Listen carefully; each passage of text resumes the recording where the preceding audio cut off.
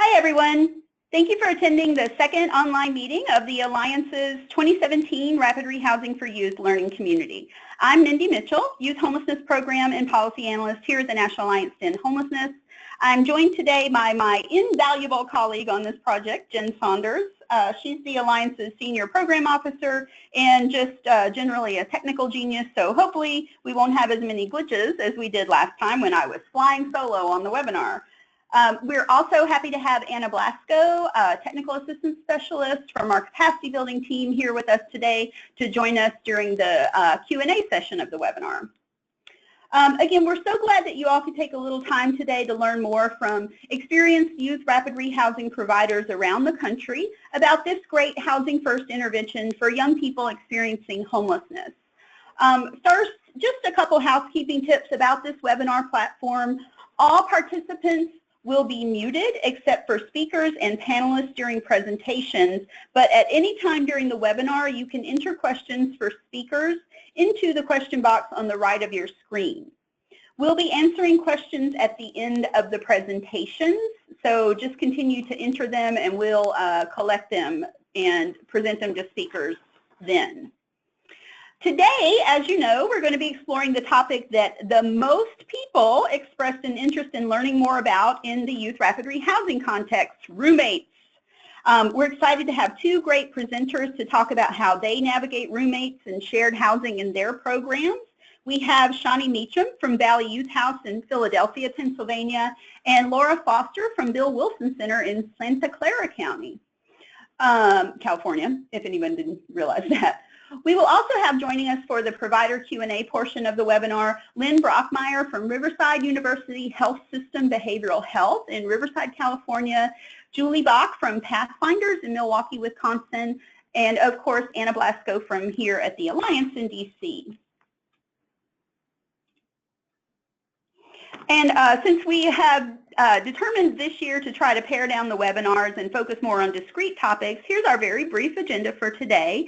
I've already covered number one, of course, and I'll start us off with a brief overview of the two core components of rapid rehousing that are most relevant for dealing with roommate situations. Then we'll hear from Shawnee and Laura about their programs and lessons learned about navigating shared housing with young people. Then, as usual, we'll have our provider Q&A panel to cover questions from you all about roommate, shared housing issues, or any other questions that you have related to implementing rapid rehousing for youth. And then I'll wrap up with next steps and some advocacy news related to the recent budget proposal released by the Trump administration that you may have heard about. Okay, just to get us started, we always like to ground ourselves in why we're all here. We want to improve our knowledge and understanding of youth rapid rehousing, especially around best practices and how to make it part of an effective systemic response to youth homelessness. And now, like I said, I'll just do a quick overview of rapid rehousing and the two core components that are most relevant when we're thinking about facilitating and supporting shared housing arrangements for youth in rapid rehousing.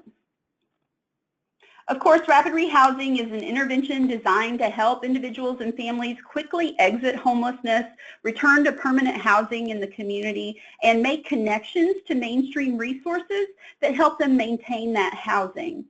Rapid rehousing is a housing first intervention, which means it provides housing to people experiencing homelessness without preconditions such as sobriety or minimum income levels. Additionally, housing first services are voluntary. This doesn't mean that housing first is housing only and that services are not provided. It just means that the service philosophy shifts so that the burden for ensuring client engagement resides with the provider rather than the client. And housing is not withheld or rewarded depending on service participation. And of course, rapid rehousing consists of three core components: housing identification, rent and move-in assistance, and rapid rehousing case management and services. For our purposes today, thinking about facilitating and supporting shared housing arrangements with roommates in youth rapid rehousing, it's the second two components that I think are most important for us to focus on. For the second core component, rent and move-in assistance, part of calculating those costs, and particularly for ensuring that a young person's part of the rent is reasonable for her, is thinking about splitting rent with a roommate or numerous roommates. And as we've talked about many times in the learning community, with almost no place in the country having adequate rental supply so that people only have to spend 30% of income on housing, ensuring housing affordability almost necessarily involves shared housing. This is especially true for young people. It's actually how most young people and some of us older people, myself included, live nowadays regardless of socioeconomic status. And as we'll hear later, in places with the tightest rental markets, facilitating shared housing arrangements is the best way to implement rapid rehousing for youth and for all other populations as well. Another really important core component in making roommate situations work for young people in rapid rehousing is, of course, the case management and services, which we will hear a lot about, I'm sure, especially that helping resolve issues that impede access to or stability in housing. And from our next two speakers, I think all of these things will be covered, and I will go ahead and let them get started. First, we're so pleased to have Shawnee Meacham joining the learning community. Shawnee is the Director of Housing and Emergency Services at Valley Youth House in Philadelphia, Pennsylvania. Shawnee, thank you for being here, and go ahead and tell us more about your program, all the ins and outs and ups and downs of roommates, and just let me know when you want me to advance a slide. Sure. You can advance that slide because that doesn't really tell you much other than the Valley Youth House programs that are using the rapid rehousing model, our initial foray into doing rapid rehousing was through our PRIDE program. We had identified that although we were working with majority of youth that were aging out of foster care, we found exceptional vulnerability amongst young people that identified as part of the LGBTQ community. So wanted to develop some housing related specifically for that population. PRIDE began in 2010 using HPRP grants. So we were able to develop the rapid rehousing model from there.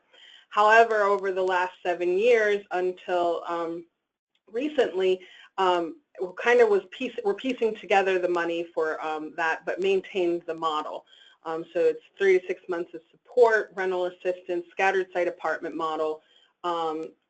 System involvement is not required. The only eligibility criteria really for the program is that you self-identify as LGBTQ and you have found yourself homeless.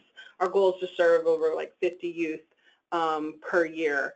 And then we actually reallocated our transitional housing program for youth to a rapid rehousing program that'll start in September of this year, and we'll be utilizing that same model, but that is part of the COC here and has joint funding from HUD and DHS. So why did we decide to kind of think about roommates a little bit? And you can go to the next slide if anybody has any questions. These are generally our outcomes from PRIDE this past year is 100% exited to stable housing, and 83% of those young people maintained housing 6 months after they completed the program. 90% of our PRIDE youth were high school graduates. I will acknowledge that many of them come in as high school graduates, but 15% were enrolled in higher education during their time here.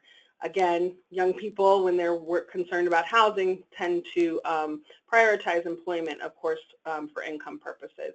And 85% were employed at the time that they left our program, 92% with income. This was a huge jump. Some young people come into the program unemployed at intake. Next slide. So I've got a little formatting issue, it seems, but why the program began exploring roommates was this is just a map of rental prices. This is from 2015 in the different neighborhoods in the Philadelphia area. As you can see, Center City, which I'm located in right now, the prices are exorbitant for even a person of means at $1,500, $1,600, $1,700 a month. Even as you get out into the different other areas, however, you'll see that a one-bedroom apartment could be at $800, $700, $600, some $600 a month, and even that cost can be prohibitive for an individual of 18 to 24 years old. And why is that? Next, you can go to the next slide if no one has any questions about that one. Is that we'll just do the questions at the end. Okay. If the unemployment rate for youth in Philadelphia is near 30%, which is, you know, a lot more significant, significantly higher, I apologize, than the national rate for that age group. And for those that are aging out of foster care, those and from other vulnerable populations, it was 47%. We do have a minimum wage in Philadelphia of $12 an hour, but there is high competition for employment that provides sufficient number of hours to make that a living wage. So yes, you could be making $12 an hour, but getting 10 hours a week. In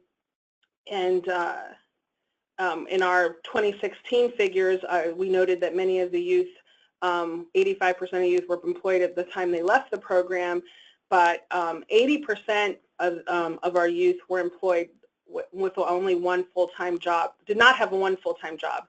They pieced together their jobs, 2, 3 part-time jobs to get to full-time hours to try to make ends meet. Next slide. So we kind of thought about roommate challenges when we first initially discussed this. Some young people were interested in living with someone else. As they left our program at 6 months, they explained, you know, I really wish I had someone to cut costs, someone to share this burden with. So, of course, the pro is lower overall cost for the individuals in the apartment. It also broadens our, the options we have for apartments to begin with. So, a young person trying to live individually that can afford $400, $450 a month in rent. That's a very small inventory in Philadelphia to try to find, you know, single room occupancies or smaller studio apartments for that price in neighborhoods that are safe for young people to live in. When you add a roommate, you've opened up some doors to apartments that could be $850, $900. There's also some support for independent living when you are paired with a peer. And it increases their sense of safety. We have often had young people who moved into apartments who then realize, like, I thought I wanted my own apartment, and then I realized I'm actually really lonely, so they end up vulnerable to people taking advantage of them and living there rent-free, and 2, feeling unsafe, and then end up not spending as much time in their apartment as they should. The challenges we anticipated, and we also definitely experienced, was, as anticipated, roommate discord. So people not getting along and not having meeting the expectations of when they first moved in. Another kind of serious issue that we had to address was that sudden unemployment or inability to make the rent from either roommate created a unstable financial environment for the entire household, causing them to owe back rent, potentially facing evictions, and how did we navigate through understanding those things. So there were some lessons and things we developed related to that. Next slide, I think. Mindy, if you had, okay, cool. I put this in here. This really wasn't so much of things that we kind of thought about it at the time. It's just some housing models that we considered as we kind of move forward, saying, well, what is rapid rehousing something that really makes sense, or should we look at a different model, and how would we fit roommates into a rapid rehousing model? We looked at saying, well, should we approach homeowners That's kind of the homeowner-tenant model, and say, you know, hey, we'll be an agency that helps facilitate young people into your room and your space that you might be renting, and provide case management through that avenue. You know, the homeowner, sometimes someone who's elderly or maybe in special needs, provides a rent at a, you know, below market, and a room and shared living space, and how would that work? Then we also considered the collective tenant model, where you've got 2 or more roommates, there's no staff there, and then the agency just assists the people living together how to manage and live in their home together, and gives case management. It was clear to us that that collective tenant model worked best, one, with rapid rehousing, just in the way to utilize the dollars, but 2, it's what young people 18 to 24 years old are doing in the world. So that's the approach that we took. Next slide. So what were some of our lessons learned? Our initial attempt at this was back in 2013, and what we decided to do was have match parties, and we told you didn't have to have a roommate, you have to pick somebody, and that's the way we're going to kind of approach this. And some of those matches did not go well at all, and what we realized is because we were forcing situations with people that wouldn't naturally select each other as roommates. They were kind of taking the best as they could. We also said that some young people just don't want to live with someone and would rather live in a studio and smaller space than try to find a roommate. So we stepped away from that, and we found that when folks can select a roommate, even if that roommate is not eligible for the program, it benefits them long-term for their long-term ability to maintain permanent housing. So how did that look? Well, we were kind of lucky. We didn't have HUD constraints.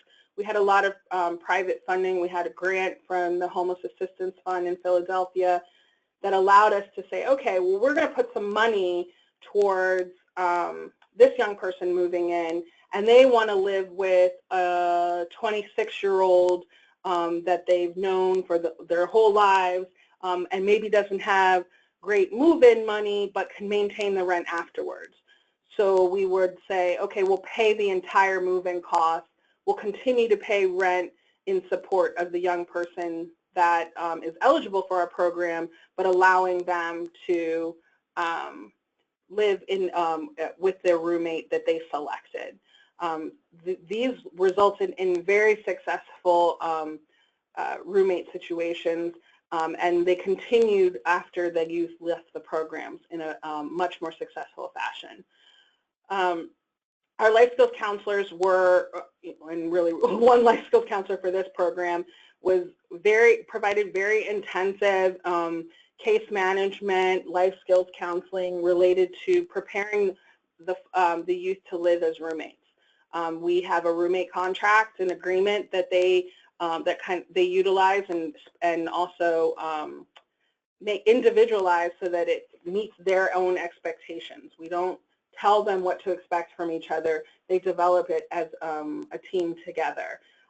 We make sure that you include, like, who's signing up for what utilities, when are the bills are going to get paid, what chores are expected, and how do I like, you know, the dishes done? Do you like the dishes done, you know, every night, or are you okay letting it sit for overnight?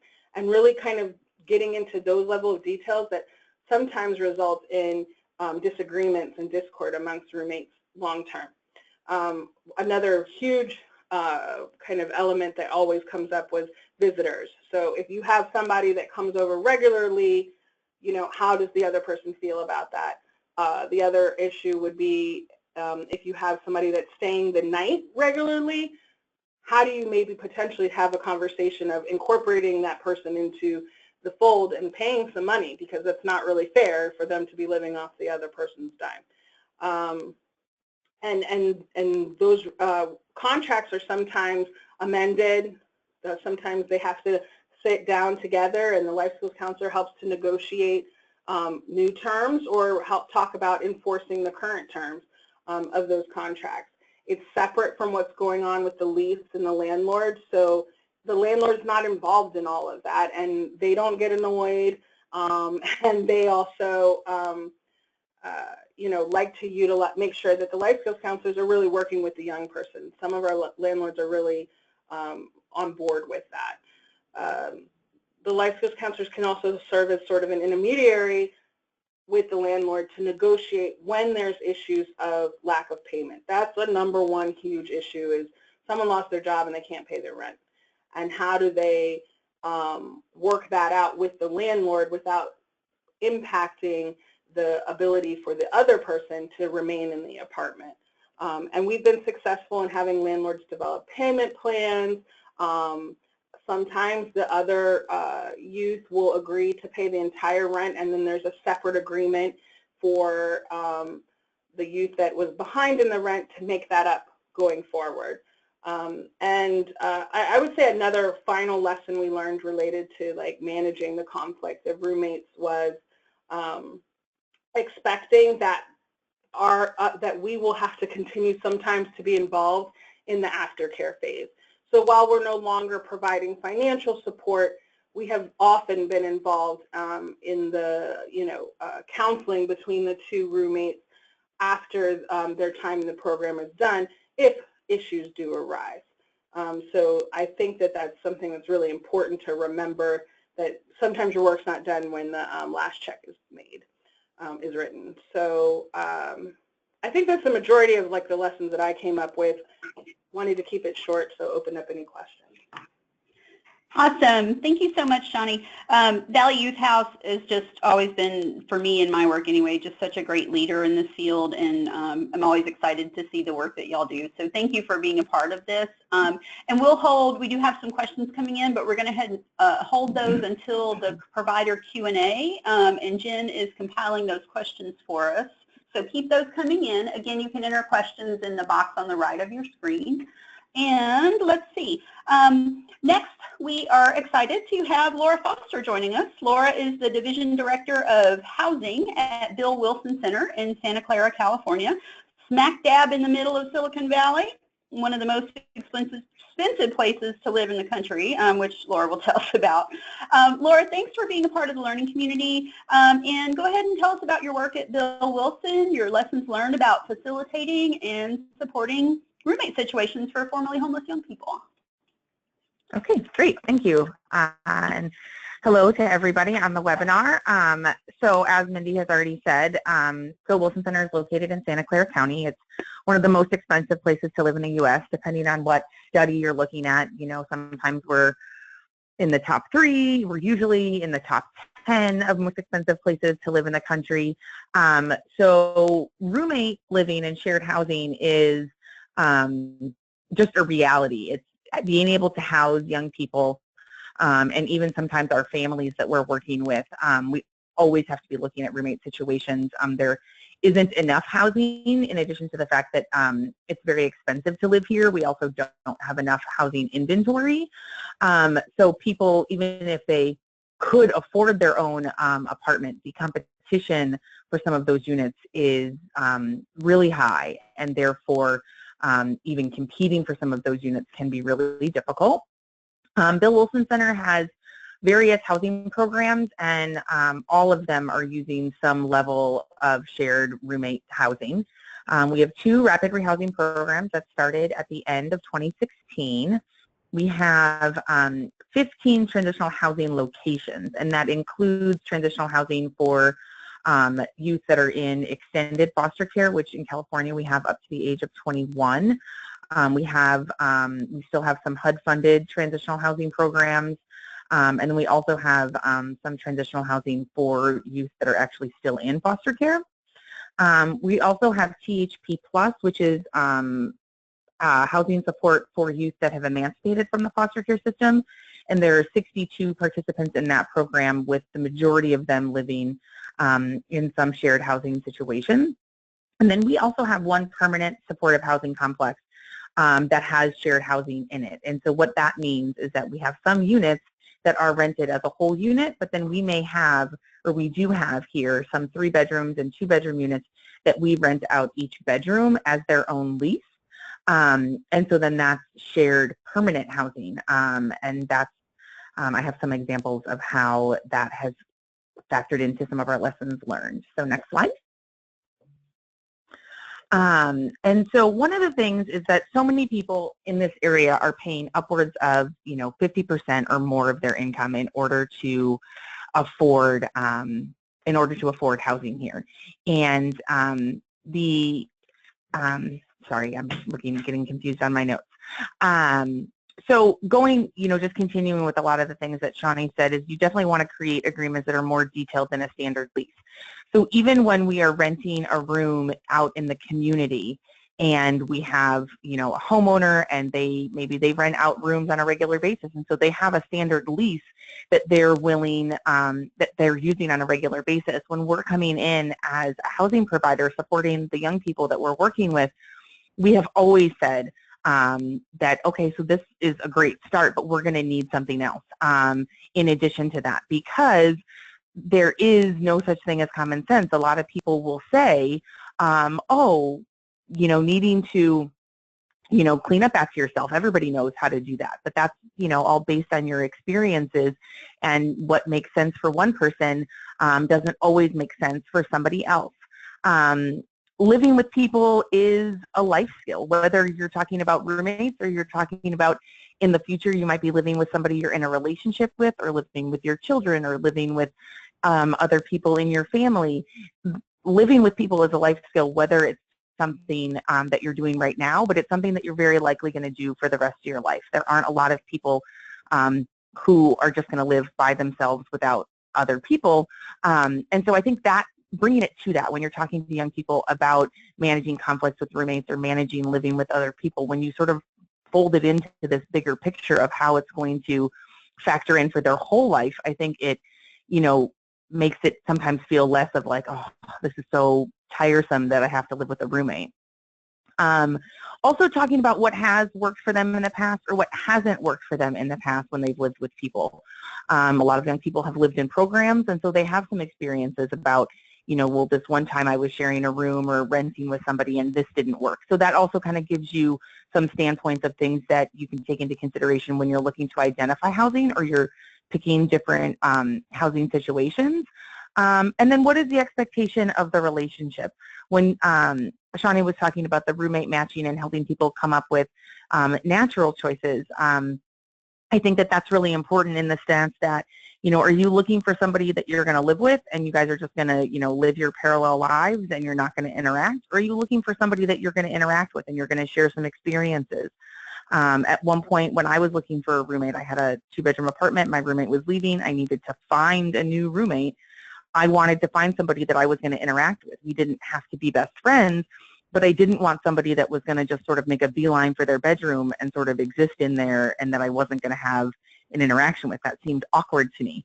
So those were my expectations when I was looking for a roommate. And so understanding what the, if you're looking for 2 people that are going to go out and look for a place together, what their expectations are, or when you have a young person who's maybe going to be renting from a homeowner, or in San Jose where we have a lot of old Victorian houses, and so we have some property managers who, rent these very large houses, and so there might be 12 individuals living in a house, and they're renting out each individual room. And so, again, what are the expectations? What are people looking for? And then, of course, when you're talking about roommate agreements, the at least funniest example has been from the Big Bang Theory with Sheldon Cooper and his roommate agreements, which makes a lot of sense. So go ahead and go to the next slide.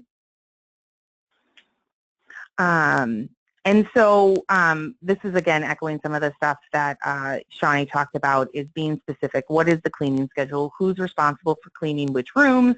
When is that cleaning going to happen? Again, people come into these living situations with different expectations and different life experiences. In our transitional housing programs, we've had some people, when we even have a chore schedule that's, predetermined, we had some people who didn't want to clean their chores because they didn't think the room was dirty. And so again, so what is dirty to one person is not dirty to the other, and so maybe there's a schedule or there's an expectation that it gets cleaned when this happens. Maybe you need to have rules that go so far as to say we don't leave clothes on the floor in the shared areas. or when are dishes getting done? We had a young woman in our permanent housing complex who didn't like to use the dryer, and so she would leave her clothes wet hanging all over the furniture in the living room, and that was very annoying to her roommate. And so we bought her a drying rack, and that solved the problem. And so it's looking at what are the problems and what are the ways that we can potentially bring the solution. If you have some discretionary funding that isn't just attached to helping to pay rent, or helping the young person figure out, you know, so this is the conflict, this is the issue, what are ways that we can address it? Having the relationships with the property management or the landlord, because even if you're managing most of the roommate stuff, if there are issues that come up, you want to be able to go to that person and say, this is how we're handling it, this is the problem that we're dealing with. You also want to not be working against the property manager. Even if you are there to advocate for the client that you're working with, you also need to preserve that relationship because maybe that landlord is going to want to rent to you again in the future, or if the client that you're working with isn't working out in this housing situation, maybe after that person moves out, that landlord's going to be willing to let you bring somebody back in. And we've had that experience when we've been renting, you know, from people who habitually rent out rooms in their homes. When a client didn't work out well in that situation, but the landlord valued the support that our program provided, they said, okay, well, when client A moves out, you know, rather than putting this room out on the market, you guys can bring me a new tenant. And so even though they were on the heels of a bad experience with us, they understood that that was, you know, just with that one person, and that we might be able to provide a person that might fit better for them. I also know that educating the individuals about what their tenants' rights are and what is and isn't able to be fixed, either by the program or by themselves. Because if they've lived in programs before, they may have an expectation that you as a case manager or a service provider is going to be able to come in and fix the problem that they're having if that has been their experience in other housing situations. So in rapid rehousing, it's not a program. You do have a service provider that's there, but you're living on your own out in the community. What are your rights? What are the things that you can work on, and what are the things that I can support you with, but I may not have as your provider the answers or the solutions to your problems. And so helping them understand that there's a higher expectation on them, but empowering them to figure out what the solution might be. We've also had some situations when you're talking about discord between the roommates that we've planned and scheduled mediation. So you've got the service provider there, you've got the two roommates, both have agreed this is the day and time that works. One roommate shows up and the other roommate doesn't. And so of course the roommate that shows up is extremely frustrated, but it doesn't mean that because the other person didn't show up that the whole situation is lost. So, you know, what can you work on? So what can that roommate control? What can't they control? What are the things that they can work on to either let go of some things that they're feeling bothered or challenged by? And what are the things that maybe they could try and work on? Maybe you can help problem solve with them about a way that they can address the roommate the next time they see each other, even if the service provider isn't available. Obviously, rescheduling is an option, but if the person didn't show up, the concern is that you don't want to just leave that other person hanging. And when you're dealing with roommates, again, sometimes there are things that you can't control. Maybe your roommate isn't the person who cleans up their mess right after they're done cooking. Maybe, you know, they're the person who uses every dish in the kitchen and then leaves them all stacked up. So in that situation, you know, a potential solution for that roommate is like, well, it's not ideal, but maybe if you're a person who cooks, maybe you keep your pots and pans in your room and you guys don't have shared pots and pans in the kitchen if your roommate isn't somebody who's going to clean up after themselves. And again, what are the expectations when somebody says, well, I want you to clean up after yourself?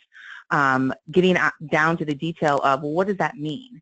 Because to one person who is the person who washes their dishes as they're cleaning up after yourself means that as soon as you're done cooking, the kitchen is almost clean at the same time. When somebody else might say, well, yeah, I'm going to clean up after myself, but I'll do it later today, or maybe I'm going to do it tomorrow, or maybe I'll get around to it next week. So really needing to break down what are the expectations and having those things spelled out in the portion of a lease agreement or a roommate agreement. So the next slide, perfect. And so this is just a section that I pulled out of a room rental agreement that we use when people are renting from other people in the community. And so again, this is something that we bring to the table. We say, oh, you have a lease? That's really great, but can we show you this document that we have? Because it has all the standard pieces of a lease. It also has a section that talks about the utilities and who's paying what portion, but then it has this part. What are the house rules? So what are the expectations of cleaning? What are there rules about overnight guests and how often you can have them? And, this is, obviously a very brief example. You might need more space to write this out. We have a separate roommate agreement that we use that addresses all of these areas, but in much more, more room to write and figure things out. But also talking about, smoking or alcohol or drug use. Are you living in a place where the person that you're living with, maybe nobody drinks in the house or nobody uses any drugs, or I don't care if you drink, but don't drink here, and, don't be belligerent when you come home. Really just getting down to the basics of, what does it look like for me when I'm watching TV or listening to music? What volume do I do that at? We've gotten as detailed in some of our shared housing situations to say after whatever quiet hours have been established that the TV volume isn't going to be above 25 or above 18, right? Whatever that number is on your TV that seems reasonable between those two people, like being that specific, because again, what is loud to me and what is loud to somebody else isn't the same. People have different hearing challenges. Hearing loss runs in my family, so what is a reasonable volume to my aunt is an entirely different volume than me. And so if we were living together, that would be a barrier that we would be running up against. Sharing personal items. Sometimes I encourage people to just not share your personal items. But if you do, what is that going to look like? Do you share food? Do you cook for each other? All of those things, like literally breaking it down to every step, every piece, every nuance. And if you're going to have guests over, how many guests is too many? What if somebody wanted to have friends over for dinner? And, is it appropriate to have 5 guests all at one time, or is that too many? And so we want to limit how many guests is appropriate at one time for a roommate. Sharing of personal space. We've had a lot of roommates that argue over the television.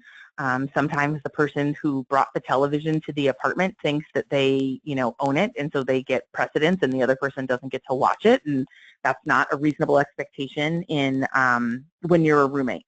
And I could probably continue to provide exhaustive examples of things like that, and a lot of it does echo the things that Shawnee already discussed. So what's good for people to know is that these are things that we're doing here in California, they're doing there, and we are able, those things are working in other places. So then it should be able to work for you, sometimes with a little tweaking or what's appropriate in your region. And then the last slide just has my contact information if people are interested in following up with me or asking me some questions or getting some more details. I'm available for that. Awesome. Thank you so much, Laura. Bill Wilson Center always just rocking it in Silicon Valley. And we will definitely continue to look for y'all for lessons in helping young people navigate the most dire affordable housing crisis. We are definitely having them all over the country, but you're one of the places. We are here in DC too, actually. That's just the hottest of hotnesses. Okay, so now it's time to get to all of the great questions that we have coming in. Jen has been compiling them for us, and now we're going to also have Lynn Brockmeyer and Julie Bach join Laura and Shawnee and Anna Blasco from here at the Alliance to help us answer as many of your questions as we can get to. I think actually what I want to do, I'm so glad Julie was able to join us today on the webinar. And she just got back from vacation, so we're extra thankful that she joined us today. But one of the reasons I wanted Julie to be on this panel is, roommates are not all, bunny farts and rainbows. So Julie has a bit of a different perspective from their rapid rehousing program about roommate situations actually not working. So Julie, I wonder if you could just kick us off with kind of your perspective on roommates, the experience that you all had, because I think there's some lessons to be learned there as well that could be helpful. Absolutely, I would be happy to. In our Q-Block program, we started it up, and this was way back in 2009 and 2010, and in some ways, money came at us through HPRP, and we were in the, well, let's try this mode. And so a couple of our more spectacular, we designed the program to be single occupancy, one bedroom, studio, apartments, things like that. And but we had a couple, an LGBT couple, a couple of guys came into the program and really wanted to be housed together, and they met all the requirements of the program, and we're in a committed relationship of over 2 years duration, and so we sort of looked at each other and we said, let's try it. It did not end well. There were numerous issues around domestic violence where we were intervening. And as someone might imagine, there can be lots of cycling in DV relationships, and it ended up that both of those young people chose to leave the program because we ended up having to enforce that they couldn't live together. They needed to live separately. They would have different case managers, and we were willing to do all of that, and they were unwilling to have that happen because of the issues around domestic violence. So that one really didn't work out. And so we went along our merry way, continuing to have individual people live in individual apartments. And two sisters came to us, and both were in need of housing. Both met the requirements of the program. And so we said, okay. And they actually wanted to live together. And we tried that out. We had learned from our mistakes that we would be reevaluating on a monthly basis. And we had incremental success in that them being roommates really didn't work, but because we had structured it prior, that we would be checking in, and that they knew that if we deemed that it wasn't working, our response to them would be moving towards not necessarily throwing them out of the program or dismissing them, but requiring them to live apart from each other, which actually ended up working for both of them. I'm not quite sure what I would say is the reason why they wanted to live together in the first place. I think there can be a myriad of reasons. But what I think they really learned was they actually were in the same building, a couple of floors apart, but that was great. They were close enough to be close, and they were far enough to not get on each other's nerves. And we were lucky enough to be able to have the funding to be able to have that happen, as well as be able to work with a landlord. We had sort of run the flag up the flagpole prior to starting the setup, and so the landlord knew that we might be coming to them quickly needing an apartment. And luckily, again, we were still in HPRP days where money was certainly not the challenge that it is today. And so we had the funding to be able to put together a plan that looked like that.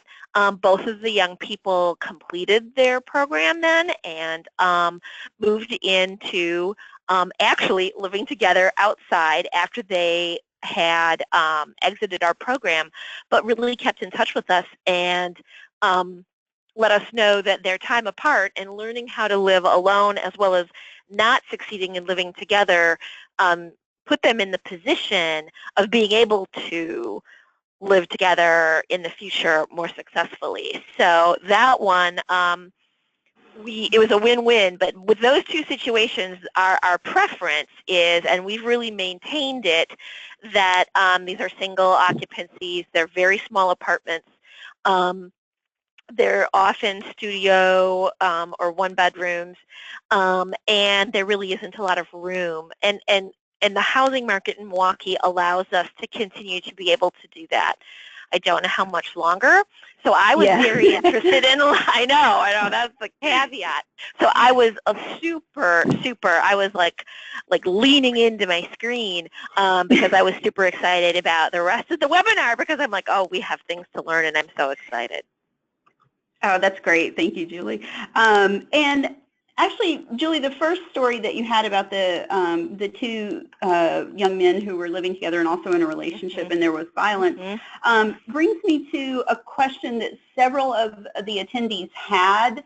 And I think I'll just put this to, we'll start with Shani and Laura, and also Lynn, if you want to chime in with any of your experiences.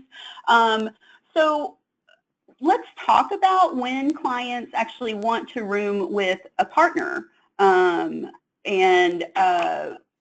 When you're, so I know that there, a lot of us live with partners, especially in our 20s. I did all of my 20s. But what about when there are concerns about something going wrong in the relationship, and especially about safety concerns? Shani, do you want to start us off? We haven't encountered that. I think that we look at it very similarly as if they were a couple in any housing program. There's definitely, it's incorporated into the roommate contract about what is, there's still expectations. All of those things kind of remain the same. However,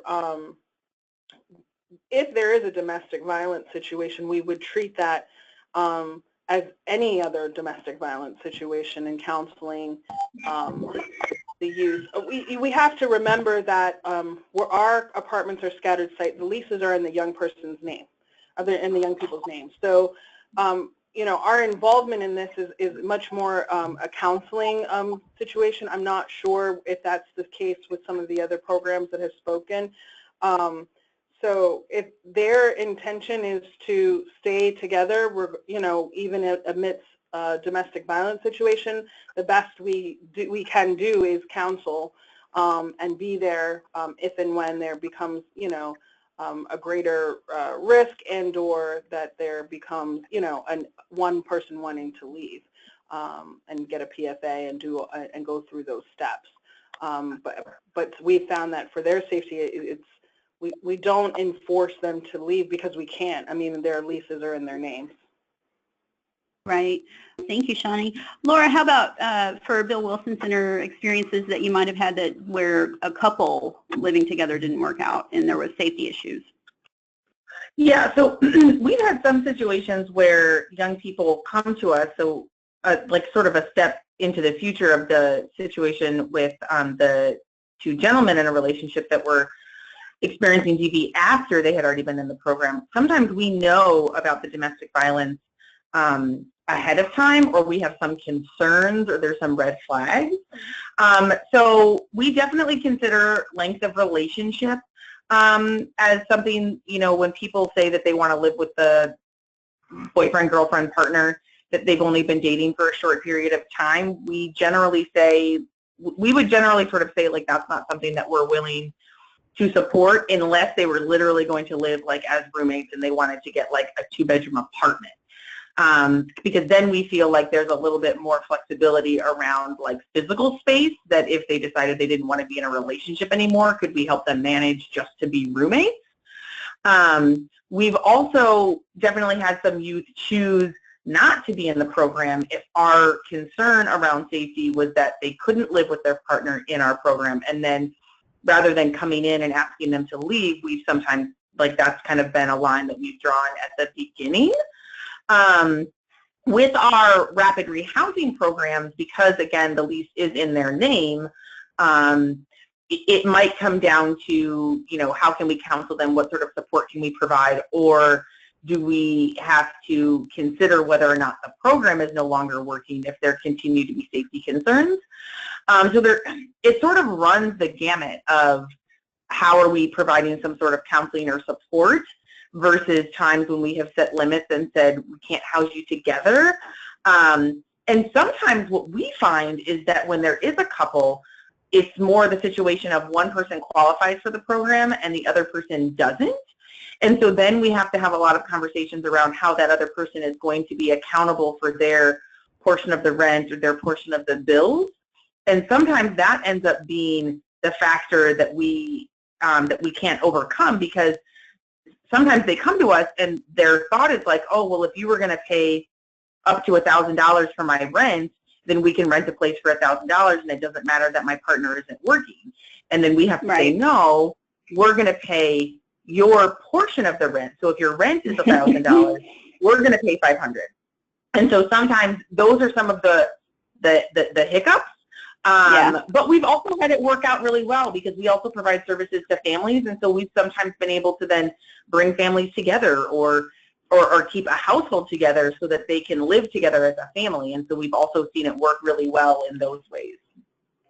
Yeah, those are great stories too. Go ahead. I do want to say that I agree in the sense of if the domestic violence or safety concerns are evident pre-move-in, then we will strongly counsel against the moving in together, and may make the decision that we don't feel it's a safe situation to support. Yeah. But when they are in the apartment and the domestic violence arises, at that point, we have more limited, opportunities to intervene. Right, thank you. I'm mindful of time, so I want to move on to try to get to at least a couple more questions, so we'll kind of split things up. Lynn, we haven't heard from you yet. Let's see, what's a common question that we got?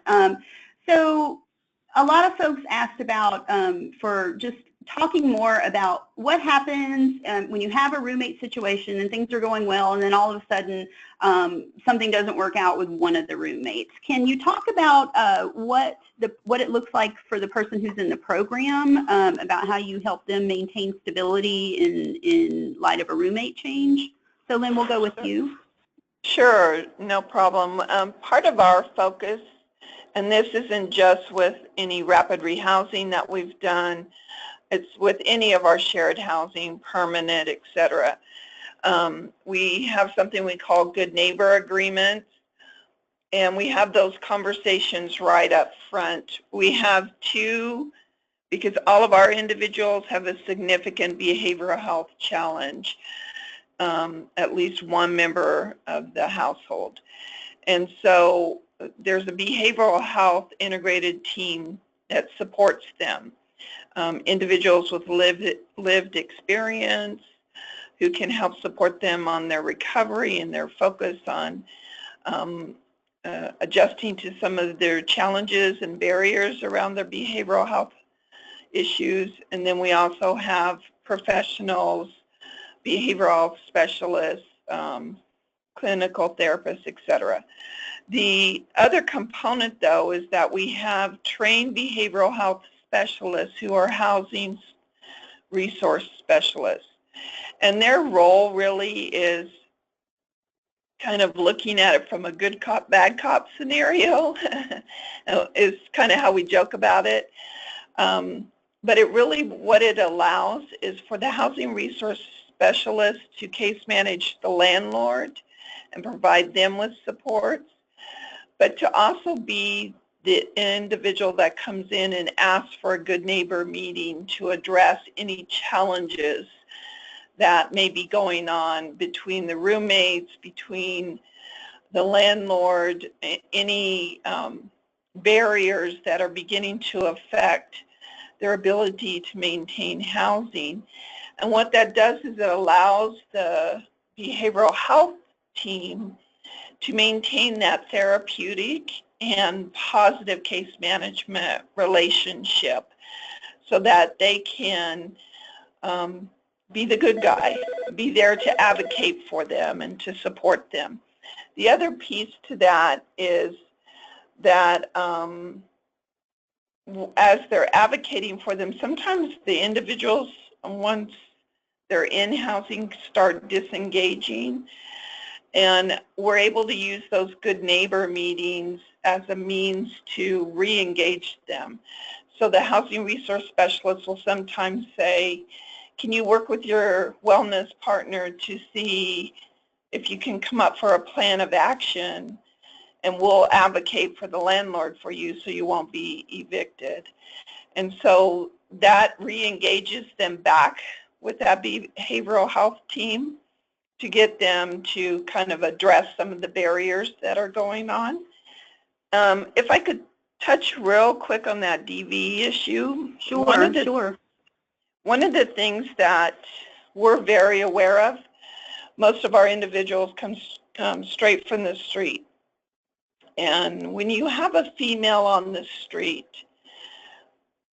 quite often they'll link with a male or a strong female as more of a protection on the street. But then there's a lot of professed love and emotion and entwining relationship there.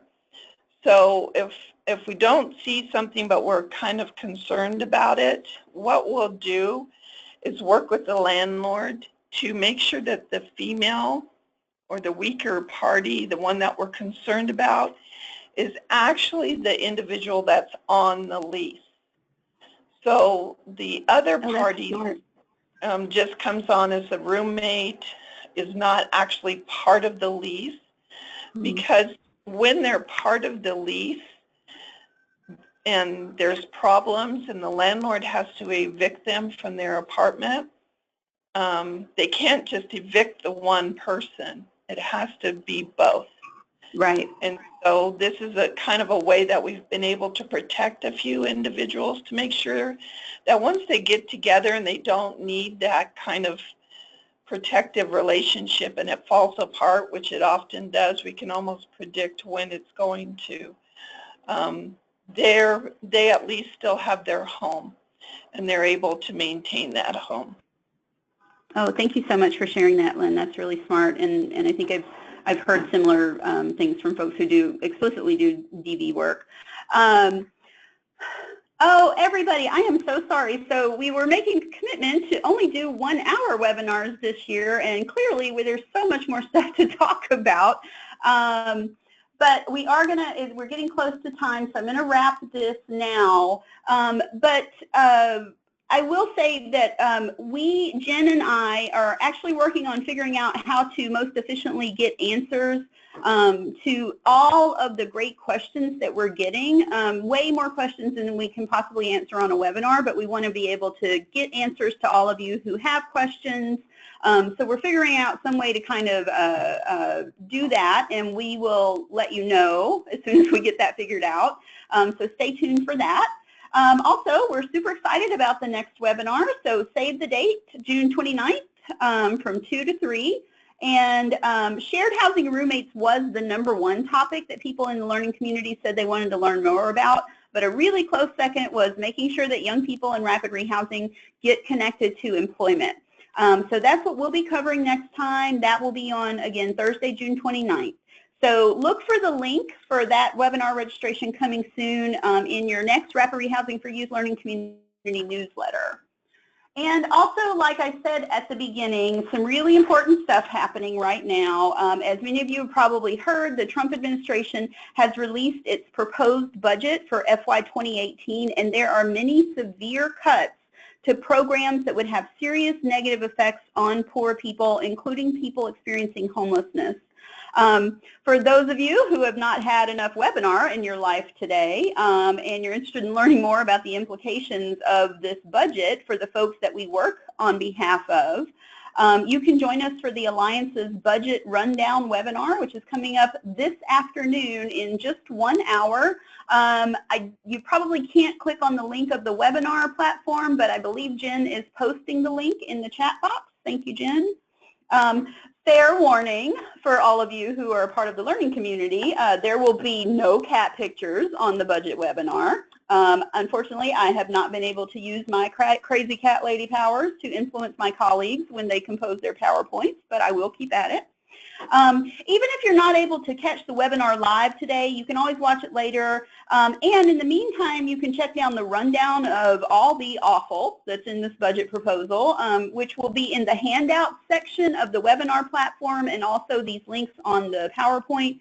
More importantly, you can engage in some quick and easy advocacy right now by clicking on the advocacy link that we provided. And again, I think Jen is posting that in the chat box. And take immediate action to increase HUD McKinney-Vento funding and to save all of the other important programs that are proposed to be slashed by the administration. And that's it for today, folks. As always, reach out to me or Jen anytime you have questions or ideas about youth rapid rehousing and the learning community. And please do take a couple of minutes to fill out this year's survey if you haven't already. Thanks again for joining us, being a part of the community, and we'll see you next month for more great youth rapid rehousing content and, of course, more cat memes.